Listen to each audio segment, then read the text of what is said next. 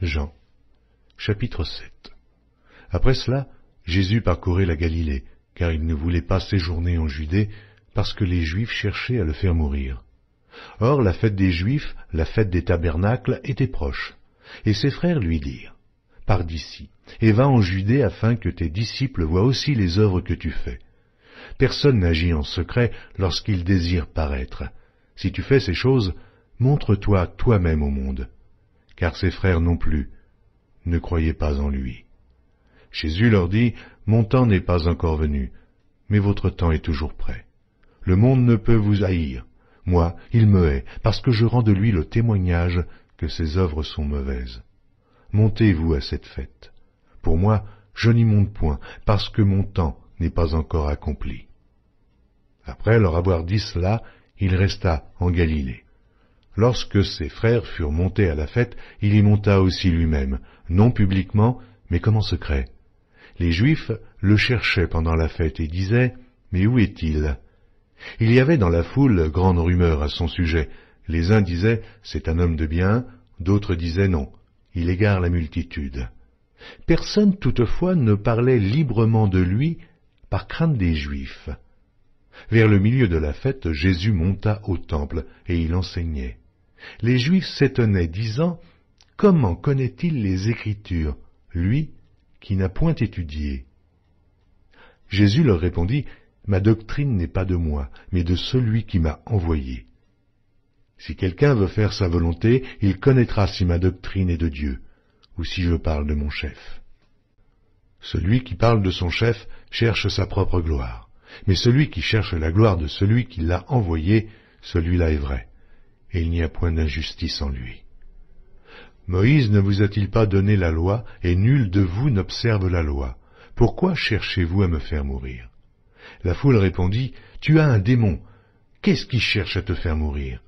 Jésus leur répondit, « J'ai fait une œuvre, et vous en êtes tous étonnés.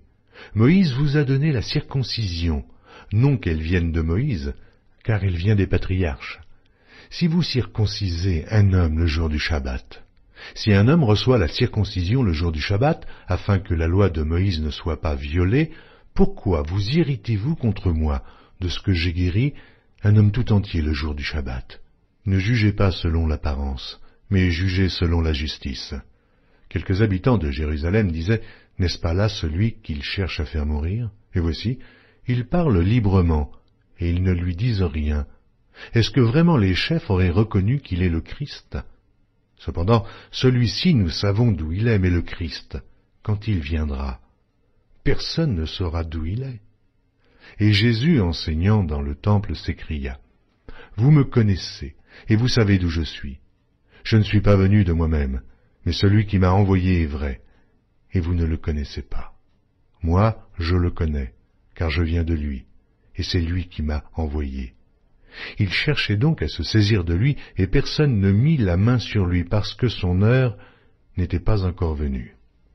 Plusieurs parmi la foule crurent en lui, et ils disaient, « Le Christ, quand il viendra, fera-t-il plus de miracles que n'en fait celui-ci » Les pharisiens entendirent la foule murmurant de lui ces choses, alors les principaux sacrificateurs et les pharisiens envoyèrent des huissiers pour le saisir.